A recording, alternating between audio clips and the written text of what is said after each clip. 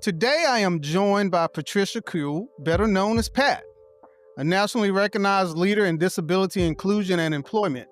With over 30 years of experience, Pat has been at the forefront of developing and managing innovative, inclusive disability employment services. As the operations director for disability in North Carolina, she works with leaders, businesses, and stakeholders across the state to build new programs and expand existing ones, always with the mission of creating true equality and opportunity for individuals with disability.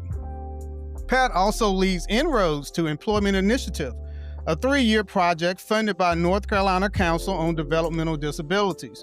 Through this effort, she connects businesses, schools, communities, colleges, and agencies to foster collaboration and open more doors to employment for people with disabilities. Her passion, vision, and leadership have made her a champion for inclusion, bridging the gap between talent and opportunity. Let's chop it up. Pat, how you doing? I'm good. How are you, Tony? You could have been anywhere in the world, but you chose to be with me today, so I'm very, very thankful. There's nowhere in the world I'd rather be. Amen to that. So tell us a little bit, who is Pat? Tell us about yourself. Okay, so the vast majority of my experience is in the nonprofit sector, but if you ask me to sum up who I am in one word, I would say teacher. A teacher. Which was my first career. Was it? A teacher. So where are you from, Pat? Yep. I'm actually from the South, but I never felt like I was from the South because both of my parents are from Germany. They're naturalized citizens that came over after the war. And so we were that weird family that ate different foods than everybody else. We didn't have a gazillion cousins that we could hang out with because they were all in the old country. And my relatives sent us German clothes to wear, which was really the killer. It made you stand out. Oh, no, not that. That's that. That is that. So you mentioned you were a teacher. What grades? So I originally started out as a teacher, and I had a special ed degree, and I taught school at Charlotte Mecklenburg's classes in about 3 schools over the course of about 6 years. All of my kids were kids with significant disabilities, but kids on a track to be able to leave high school and go to work. That's where it all started. That's where it all started. So let's talk a little bit about you in the nonprofit space. Let's talk a little bit about your amazing organization. How did your organization get started? And what was the need behind creating it? Right, right. So disability in North Carolina is like the bottom or the back end of my career, all right, because I've had this big career in teaching and nonprofits and whatever, and this is like, surprise, you're still working at your age. Right, but it's because I love it. Yeah. Anyway, it is an affiliate of Disability In, which is a much larger organization that's now moving international, which started with the notion that they were going to support the efforts of the businesses relative to bringing people in with disabilities and helping them cultivate the right atmosphere and welcoming policies, et cetera, to make it much more seamless for businesses to hire at all levels, from entry all the way up to the C-suite. And Disability in North Carolina is a state affiliate. So as the name says, we serve North Carolina. We are a self-sustaining, self-sufficient private nonprofit, meaning we don't get any resources from the mothership other than the name and support in our activities. And to that end, we are working primarily with the businesses in North Carolina to help them to create the welcome mat that allows more employment of people with disabilities at all levels. So disability in North Carolina, the subset, when did that actually start? Who determined? You're right, I jumped right over that. It was 2012, and my colleague Beth Butler, who is actually the executive director, and I got together, and we worked for a number of years in volunteer capacity to get the organization up and off the ground and to get its nonprofit established. And then in about 2017, we began hitting on several grants. We were able to, both of us, come on and work in the organization. And so while it had its genesis in 2012, it really took off in about 2020, 2017, 2018, Mhm. which is when we really began doing a lot of things. The InRoads grant that you mentioned from the DD Council is a past project Mhm.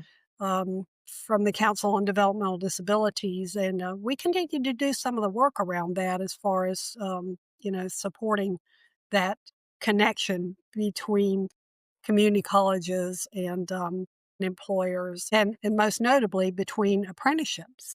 So Nice. apprenticeships are very big in our state and Mhm. growing all the time.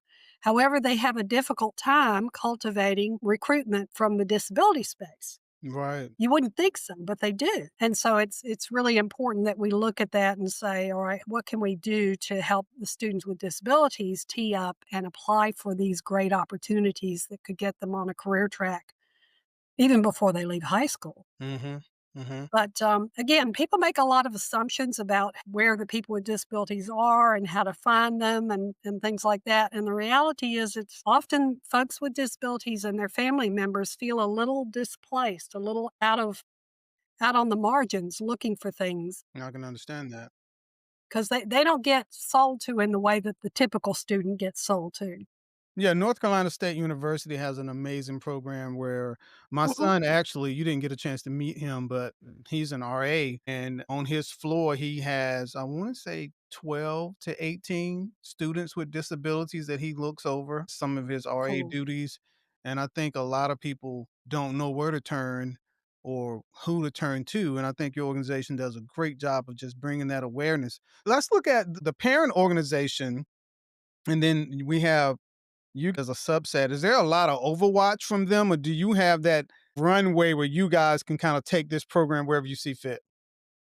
What That's one of the blessings is that we do have a clear runway as long as we are aligned with the messaging and with the targeting of the business community as our primary customer. Mhm. They don't interfere with what we're doing, as well as we get to use their logo and their positioning in the market to enhance the cultivation of our business relationships. So, what will often happen is the business might come in at the international level, say, and then they may begin asking questions about, well, what can we do more locally? We're over here in Virginia, we're over here in Massachusetts, we're here in North Carolina, and we have some needs here. What can we do that will localize our effort? And that's where we spend our time is on the local North Carolina market. As well as there are businesses who are not affiliated with the bigger entity who are just plain out looking for support. Recently, we achieved a consulting arrangement with Crescent Communities here in Charlotte, Mecklenburg. And that is a real estate company that's doing a lot of really interesting things with building out communities for people at all levels of income Hmm. and a real inclusive community vision. And they're building it on the west side of Charlotte, which is just wonderful, and they are building in a lot of amenities like in their park-like atmosphere and things like that. No matter what level you come in on this community, they asked us if we would come in and train up their staff around how to identify and support the population of residents that are moving into their homes and their apartments about disability. So what you get is that these businesses are very interested in not misstepping. They're very interested in being good citizens, if you will, and so they're looking for ways that they can advance the mission. That's very interesting. I'm fascinated by your conversation, particularly how you service businesses and in the way that you utilize that. What makes your nonprofit work? When people see disability in and then North Carolina, they Mhm. probably think it's Yep. a nonprofit through North Carolina. So, what makes your Mm. nonprofit different from what a government or It's a great for-profit? question. That's a really, really great question. Okay, so government isn't working at the level that we're working, which is business to business. We pride ourselves in, one company comes and they talk to another company Mm-hmm. and they generate ideas together and they lift the market together as opposed to, one at a time. In my middle space between teaching and getting to disability in North Carolina. I worked in the job coaching area where I actually was at UNC Charlotte with Dr. David Test, and we started some of the very first job coaching programs in the entire state back in the 80s. Mm-hmm. And I ran a nonprofit for over 20 years that did job coaching. And we would approach the business. So our effort was a kind of push, right? Would you please consider interviewing this young man or this young lady, for your available position? So we're kind of pushing. We like to say at Disability in North Carolina that we're about pull. Right. The business pulls in the candidate I love that. and says, we are now ready for this experience. Our policies are in place. We know what we're doing. We would like to accommodate you. And so we'd like to pull in the talent. And that's a different framework. Mhm. You need both in a marketplace, right? But we have predominantly been pushing. Yeah. And I would submit to you that it sort of jumps over what the business is A, capable of doing, and B, really wants to do, which Mhm. is to create a climate where they're getting the best of the best. Mhm. There are no compromises being made here, right? Mhm. So the talent has to align with whatever the job description is, That's right. and it has to align with whatever goals that this company has, for their alignment with their mission and with their place in the community. But a very different story when the employer says, "I am ready to hire people who are neurodivergent. I am ready to accommodate people with hearing impairment or people with vision impairment." And yes, there's all this legal stuff that they have to honor that already predates and says, if someone comes to you, if a candidate comes to you, you need to accommodate them. All that's true. But that's a different thing than the business saying, you know what? I'm going to get ahead of this. I recognize the talent. Mhm. I recognize the capability. And oh, by the way, it's the D word. I want a diverse workforce. I want a diverse workforce. I want a workforce that mirrors my community. And I want a workforce that brings talent that may have a very different way of looking at things, but could be quite an asset Yes. as we look at our customer base, our products and services, because, 1 in 5 people have a connection to disability, either a family member or they themselves have a disability. And in some statistics, it's as high as 1 in 4. This is a human thing. Yeah, I think there's a disconnection between businesses and consumer nowadays. None of it Mhm. works without the consumer. And I think Oh, most duh. businesses completely forget that because you take the consumer for granted. You take what form the consumer comes in for granted because it's all profit driven, right? But when you Yeah. realize that the consumer is your business, no matter what you're offering, then I like when what you're speaking about how these businesses recognize that we need all types of people. Well, we do, and it's more than just a need. It's more than just a need. I'd like to move us away from this idea that we're doing something out of need or out Okay. of mandate. Mhm. All right. What I'd like us to move to is the notion that, oh my gosh, what a great talent What a great that team. I've overlooked. I love that. What a great opportunity that I have missed. And I need to look into that because it's more than just if I hire the individual who has a visible disability, my customers will feel good about me. All Mhm. right. Yeah, like you're getting And there's kudos for literature, it. there's research out there that says that does happen, It does. okay? Customers like it, okay? But more importantly, hiring John, to do this great job in programming and discovering that he happens to have neurodiversity, and that's one of the talents he brings to the table because he's a bang up, code writer because he can see all those patterns. That is an amazing thing, and that Mhm. that is really hiring the best of the best, sir. That's Yes, not hiring beneath, and it's that's not right. it's not recruiting from sort of the backwater. That's right. And that's the thing as a teacher for me, one of the best things about the way in which I've been able to move in the world is to be able to talk to people and find out what their talents were, Mhm. and then be able and you did this when we were together at the, ADA event, to be able to say, "You have a blessing." That's right. You may not recognize it as such, but you have something somebody else doesn't have, and That's you can bring that to the table. You yes. don't need to apologize. That's right. You can be here as a unique contributor. Mhm. The other side of it is that being a German, we just hate waste. I didn't know that. We just hate it. We just hate it. And so it's an issue of, you know, why would anybody waste the talents of so many gifted young people who just think differently? That's And right. oh, by the way, thinking differently is something we need right now. Well, look, I wanna spin off of this because a question just came to Yeah, my mind. go So, for with the consulting and the educating and all the things that you're doing, why choose nonprofit? Why not for profit? it. It's the servant's heart. It's the thing that resonates with me. Love it. When you grew up in the 60s as I did, Mhm. there's still a little hippie in there. Granted, she's now talking to corporate America, Mhm. Mhm. but I like to think I'm kind of beating it at their game, Yeah. right? Yeah, right. You didn't realize we were gonna sing Kumbaya. That's right. That's right. Now you're Yeah, at the and party. that's just I do wanna say this, Tony, it's important to say. I have nothing against for profit Mhm. at all.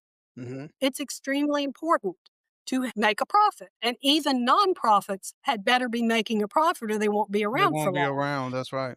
No, no, but profit as the motive as opposed to service is probably more where I'm coming from is that, it's what you said. We've forgotten that we serve the customer, That's right. and the feel good comes from serving the customer. I love that. I love that.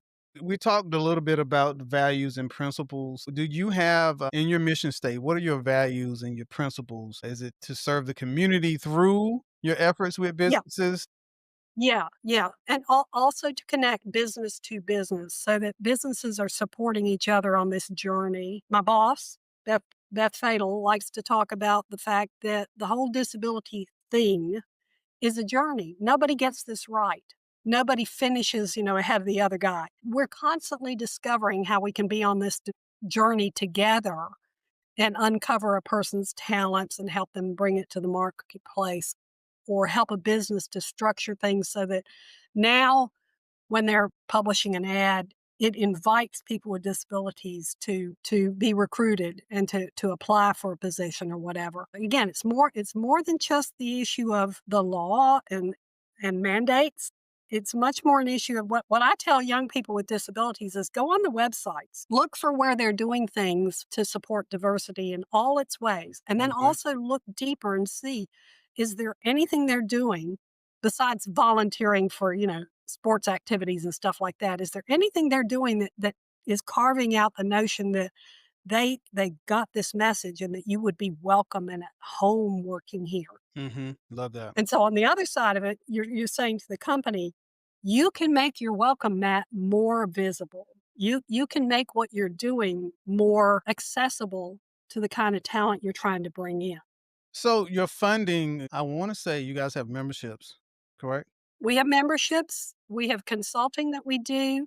We will also design programs for a company. Mhm. It's all self-generating. There's nothing that automatically funds us. So Mhm. we write grants, we participate with companies that want to develop things, and with any kind of nonprofit effort where somebody is wanting our knowledge to assist and support them as they reach this population. Mhm. The thing that's difficult for people, I think, sometimes is we are not a staffing agency. Mhm. Right. Understand. Although, if you were to call me and say, where will I find these young people or these displaced workers or whatever, I could help you with that, but not in a staffing relationship. It would be more of a, what are you doing now? And can we back up and create the infrastructure for this problem to be solved going forward?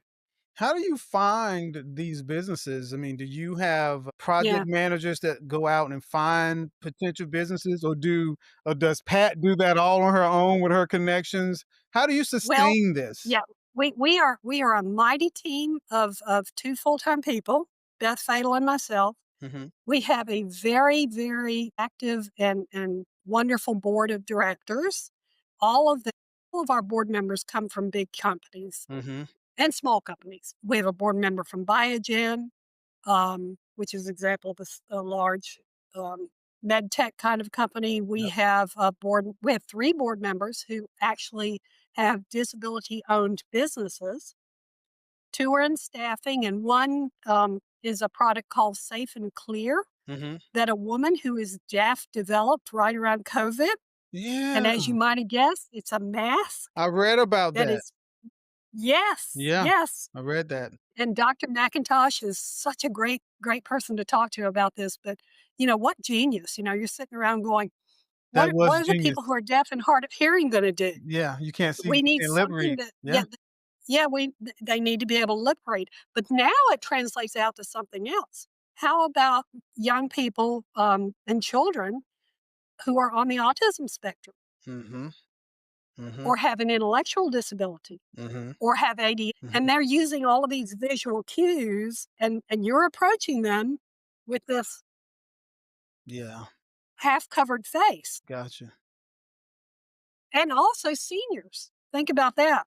Yeah, Our seniors, how difficult it is for them if they if I can just imagine if I had some kind of neurological thing going on and maybe I'm at the beginning stages of Alzheimer's or whatever, and you approach me like this, mhm, mhm. that's scary, That is. right? I can't.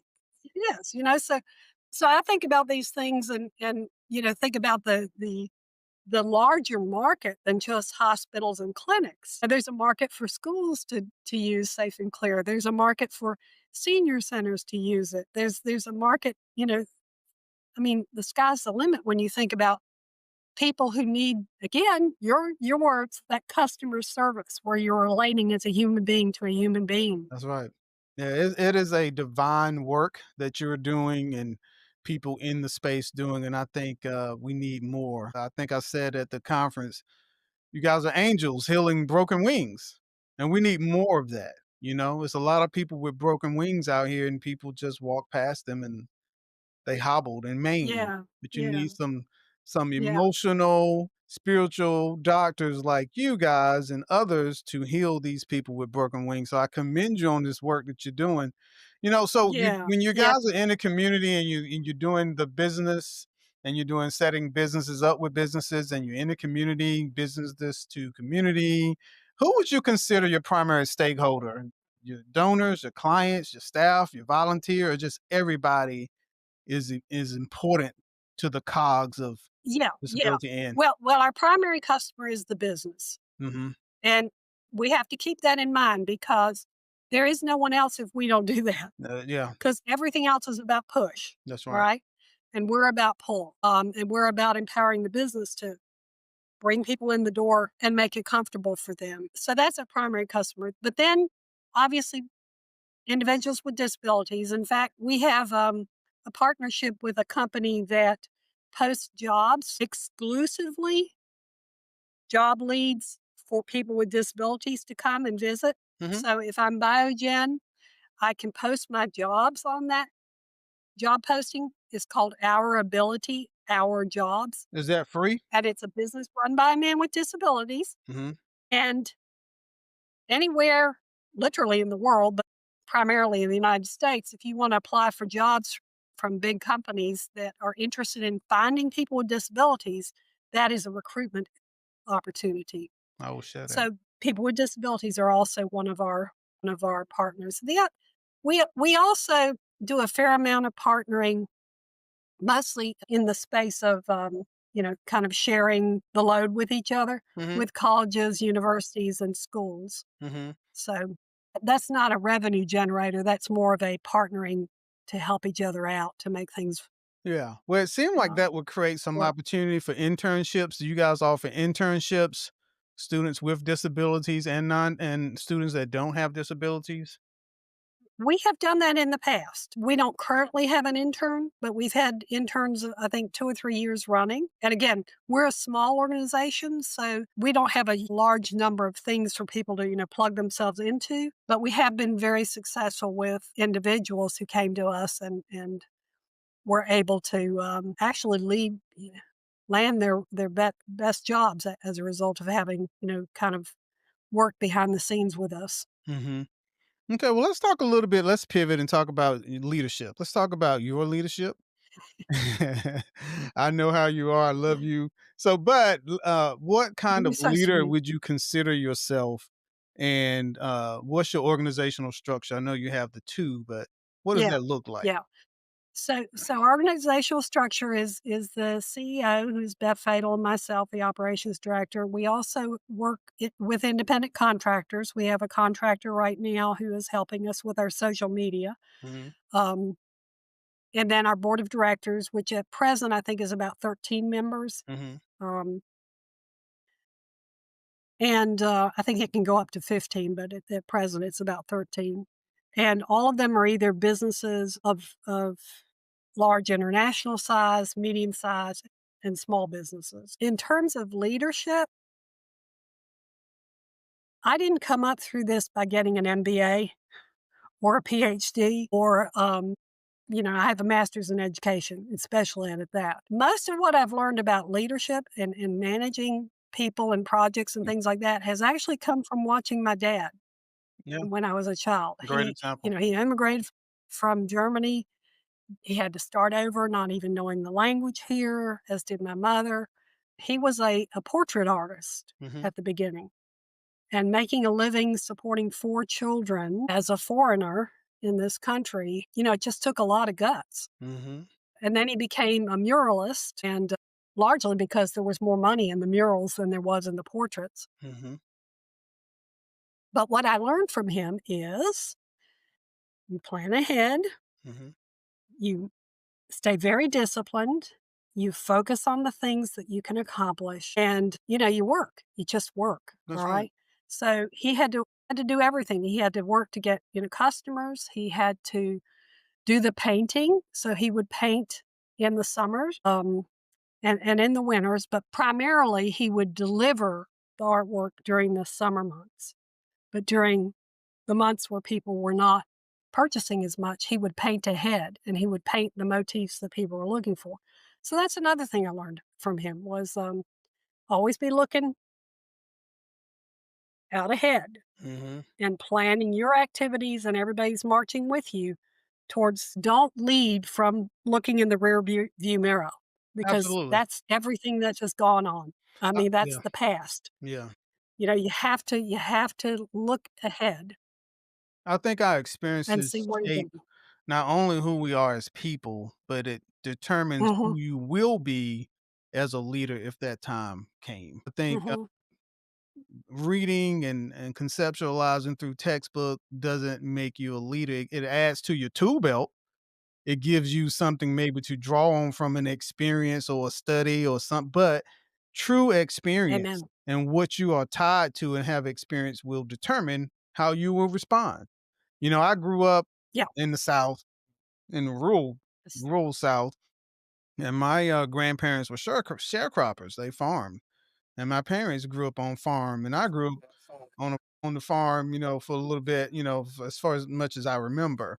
And like you, I remember my grandfather and my father, they may not have had the book education, but they had the work ethic and the aptitude to the perseverance and the confidence that you can be and do whatever you need to do. They knew beyond this farm that Tony could be this. And so I learned that hard work like you did from your father. I learned that leadership, which means being responsible, taking care of your family.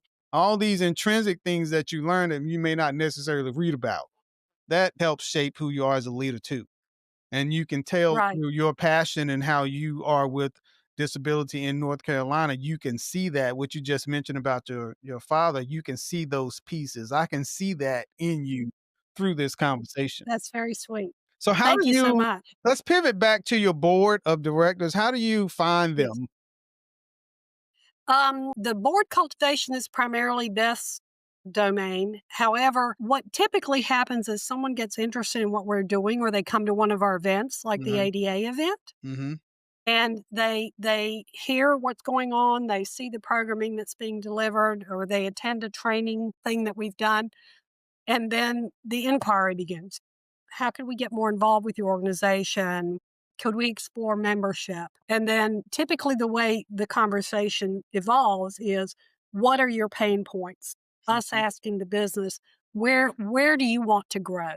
Where do you want to go with your issues around disability inclusion and recruitment of the talent preparing of the welcome mat. And Mhm, and that's where it ends up being, somebody says, I'm really interested in what you're doing. I'd mhm. like to be a part of it and be helpful. And so then the invitation is we'd like to consider you to serve on the board. But one thing I noticed, Pat, with your board, they're very engaging. They're not just resume stuffers. Your board Exactly. members actually work. Exactly. My friend married, They do. they work. They're actively involved, and that is a positive. Mhm. Yeah. Yes, it is. And thank you for recognizing that because they don't need to be applauded for that. Hmm. So we talked a little bit about your consulting and other things, but what would you say your main funding sources would be? Is it grants, the donations, events, service fees, or it's just Yeah, all membership is key with us. membership is key? So whether or not a company wants to serve on the board, what we would like is to cultivate the kind of relationship where they join our organization and benefit from us over a multi-year kind of experience. Hmm. So right now we're planning our biggest event of the year as far as events go. It's our fall conference. And that will be happening at Train Technologies. I think we are going on maybe our sixth, it could be even our seventh year Hmm. with Train offering up their conference space. How about So that? they just give us the space and they allow their media people to help us. And we pull off our biggest event of the year because of their involvement. But they have been a long term platinum member. And the payoff for them, besides us all aligning with this great mission together, is we push out a lot of social media around what they're doing. We publicize what they're doing in other venues as well. Hmm. And so it's a case where there's that opportunity to do a brand lift Yeah, yeah, I was gonna say. along with getting your hands in it. So their business resource group, their BRG, Mhm. comes and volunteers and helps us with the distribution of registration and helping guests be comfortable and all that good stuff. I'm really excited to tell you that this fall we have Nate Sally from the Panthers coming to speak. Hmm. Now, that means nothing to me. This is where I reveal to your entire audience that Mhm. I'm a football washout. Yeah, yeah. I know nothing about it. Mhm, But this is real exciting to Beth because she's all over football, watched the whole season. I'm hearing about all these games that I know nothing about, right? mhm, So she was able to snag Nate Sally, who used to be on the Panthers, I think a handful of years ago. And he has some work he's doing in the public speaking stuff, but also he can bring to the table some stories around some of the issues he's had to deal with disability that were related to injuries that occur on the mhm, field and such like that. We also have a guy by the name of Doug McCalla, mhm. and Doug used to work for Johnson and Johnson. In fact, he was in their C-suite. He was a high exec in Okay. New Jersey. Yeah, yeah. And he has a congenital degenerative spinal muscular disease, all right? So currently, as a probably 30, 40-year-old man, he's using a power wheelchair. But he has written this really wonderful book, and he will be coming to promote his book. Judy Woodruff of PBS Mhm. wrote the preface for his book, and so we're very excited about him. And then I'll sneak this one out. Let's go. We're going to be giving an award to Larry Sprinkle. Do you know who Larry Sprinkle is? I do not know Larry Sprinkle. Okay. Well, if you were here in Charlotte, anybody says Larry Sprinkle, everybody knows Larry. Mhm, He's a weatherman. He used to do the weather for like I want to say mid '70s on. This guy mhm. has been on the station forever, WCNC. He only recently retired to take a part-time thing with WCNC, telling stories, about interesting people. Mhm. But here's a for real guy who did the weather for years, whose name was Sprinkle. I'm not It's making this up. it's sprinkling Is his outside. name. So where is this conference this year? And when? Thank you. It will be October 9th. It will be at Train Technologies in Davidson, 100 Beatty Street, 800 Beatty Street, the beautiful campus of Train. We are expecting a sellout crowd. If you're thinking about registering or anybody that's listening to this is thinking about registering, I would advise doing it quickly because we sold out last year and we're expecting even higher demand this year. I wanna go. You gotta save me a ticket. I'm coming looking for you. You know what? You know what I want from you, Tony? I want you What? to come and do our virtual wellness at work thing in May. Oh, in May? Where's that gonna In be? May, we well, that's a virtual thing. Oh, So yeah, oh, yeah, so well, duh. no worries, no worries. In May, we do what we call Wellness at Work. It is an event that features Mental Health Awareness Month, Mhm, the month of May, mhm. and we call in different speakers. I was so impressed with the things you had to say about your nonprofit and the work with people who are experiencing cancer, thriving Thriving. despite it. And I think that's a really important message when we think about, our individual wellness and how that relates to how we show up at work Yes, and how that relates to how we show up at life. that's right. And it's bigger than just the small topic of mental health. It's much more to me that experience of being human. Mhm. So, as humans, we're going to have these things that happen to us and through us. You And know, some of us will experience disease, but that doesn't mean we're done for. I love that. I love that. We are energetic beings, right?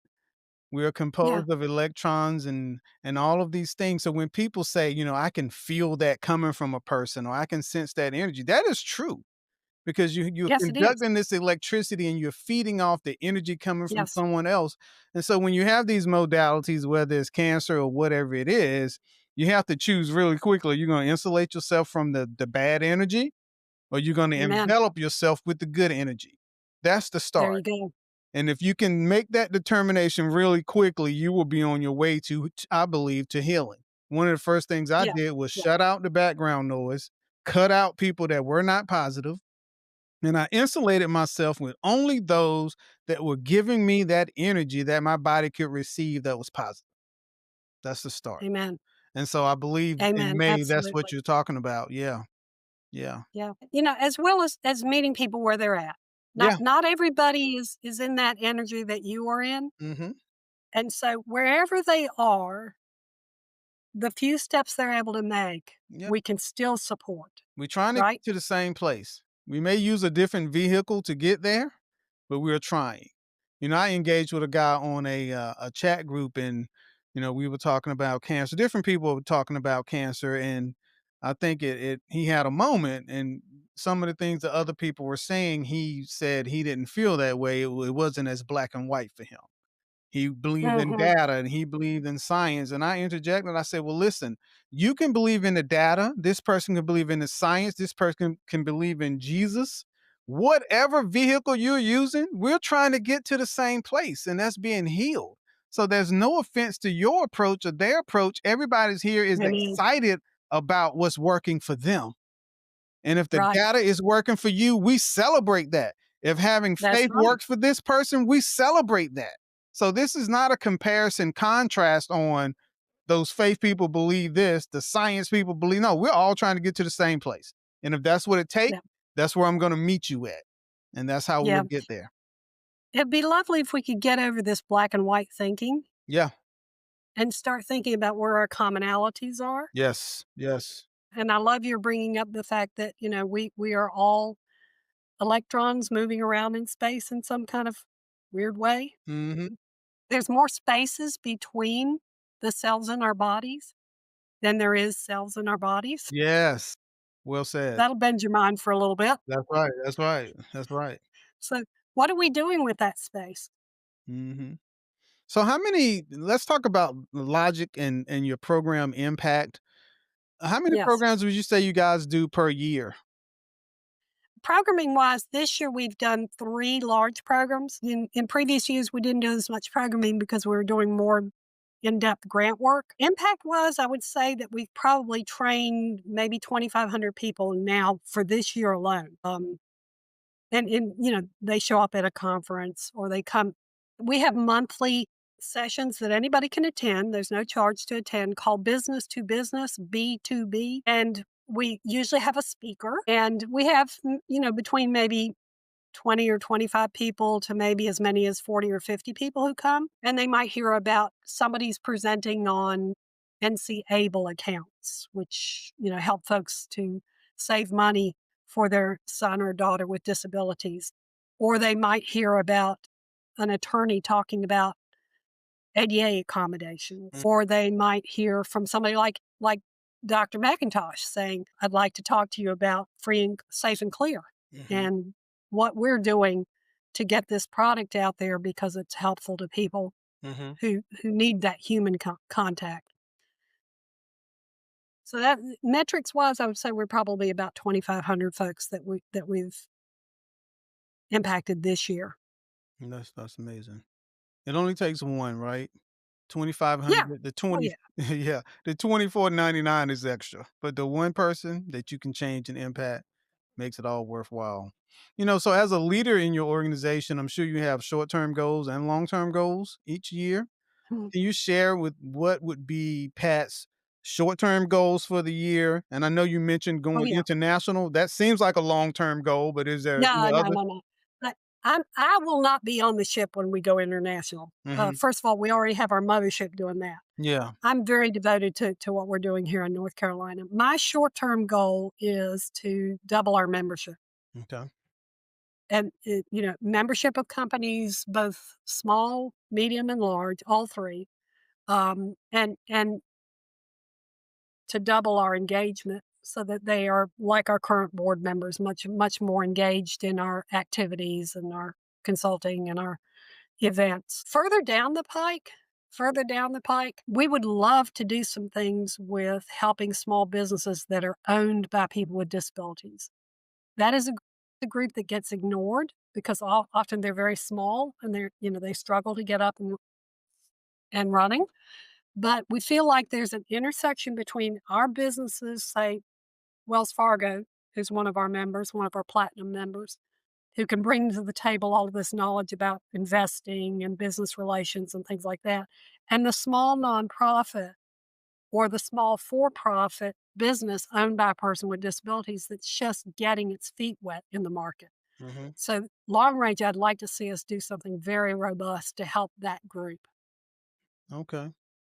Okay. Do you are there many is there an organization that you can find or see people with disabilities that own businesses? Is Yeah. there?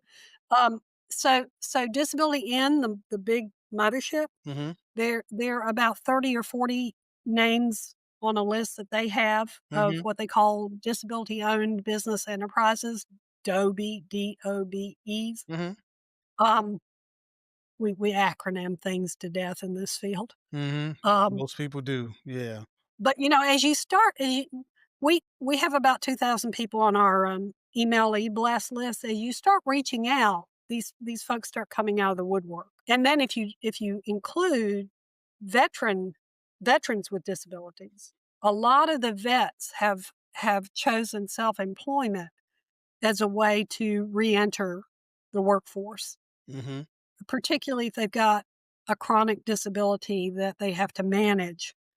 And so, being able to set their own schedule and run their own ship is a more comfortable space to be in. What's Mhm. not happening, and this is what I want Disability in North Carolina to be positioned to do, is to create a hub where anybody who's interested in doing business with businesses owned by people with disabilities, Mhm. owned and operated, not just staffed, but Yes. owned and operated, Mhm. where they can link up with those folks, learn about them, and engage with them and do business with them.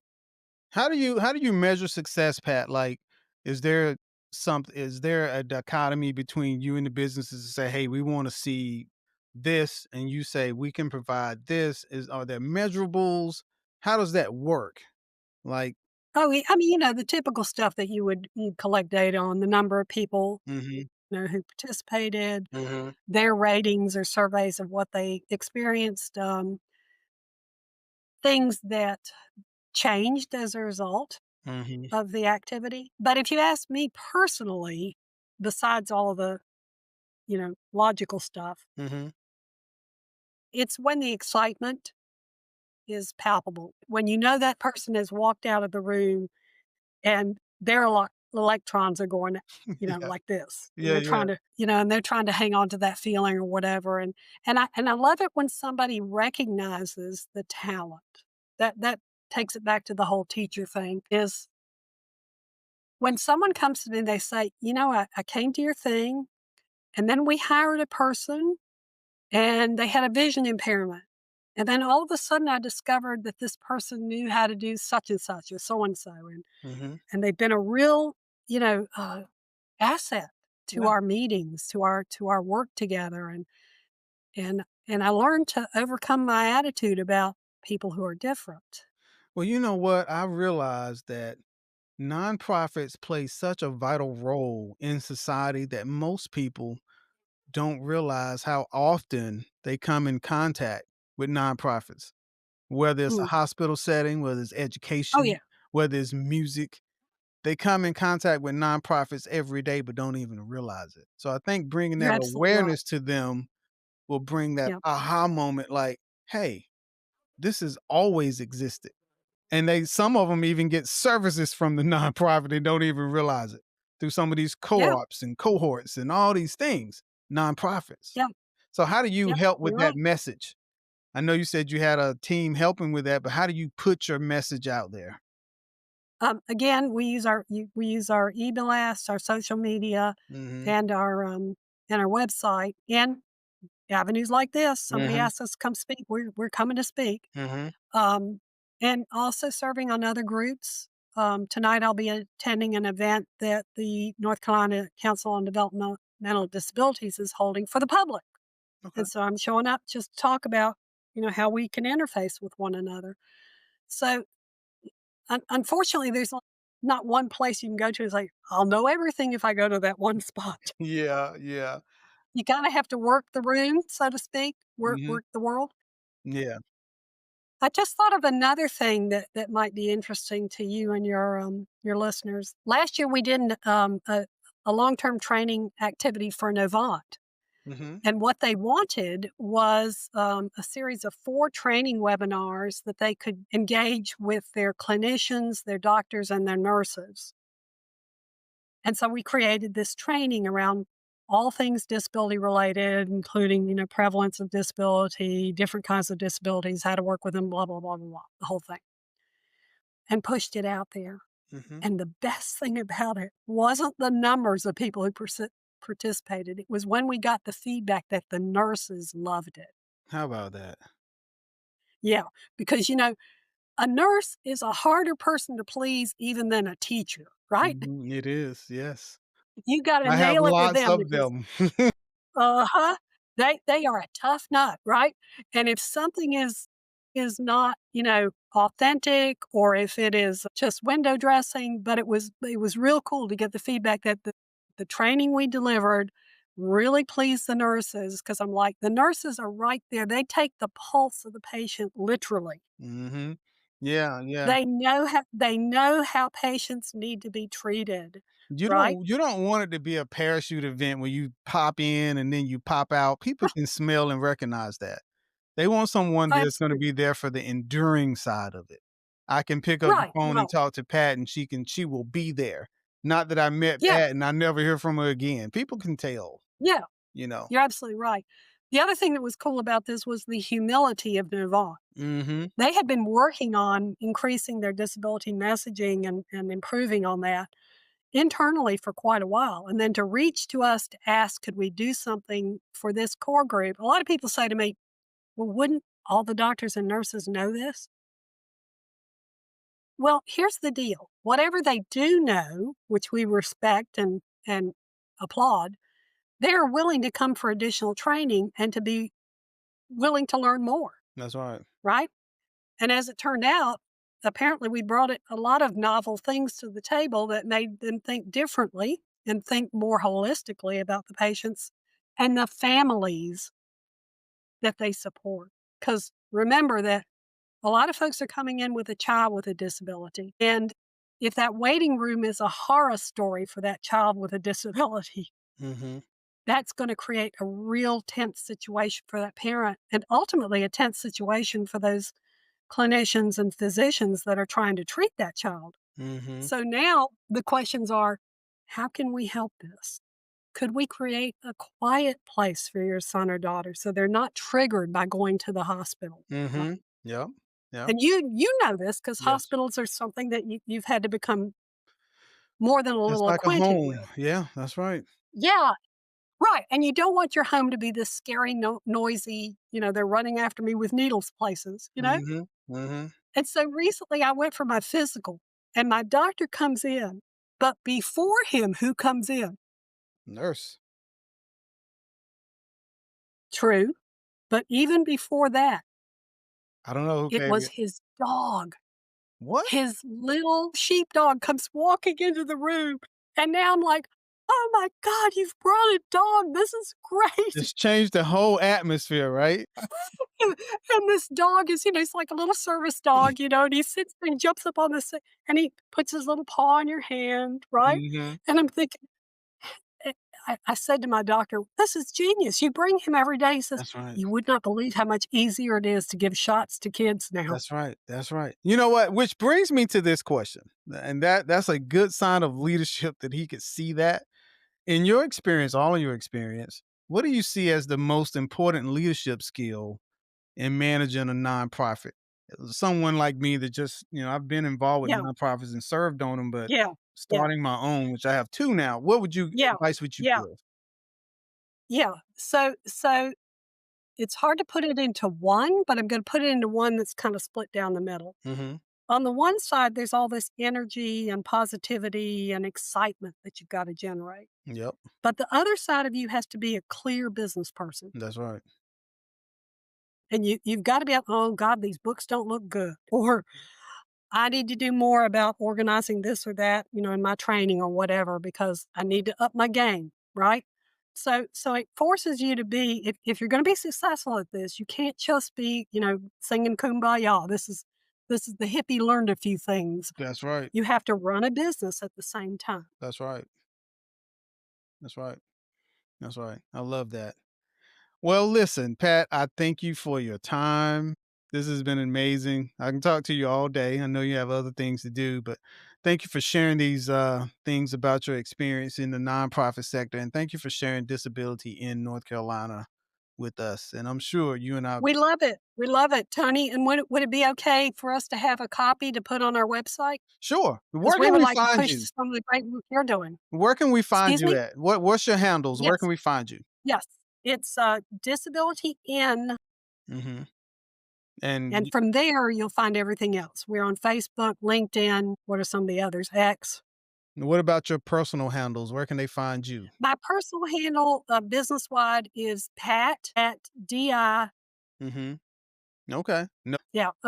LinkedIn is my main main thing. communication. Thank you so much for being Thank you so much, Tony. You have a great rest of your day. You too. Bye. Bye bye.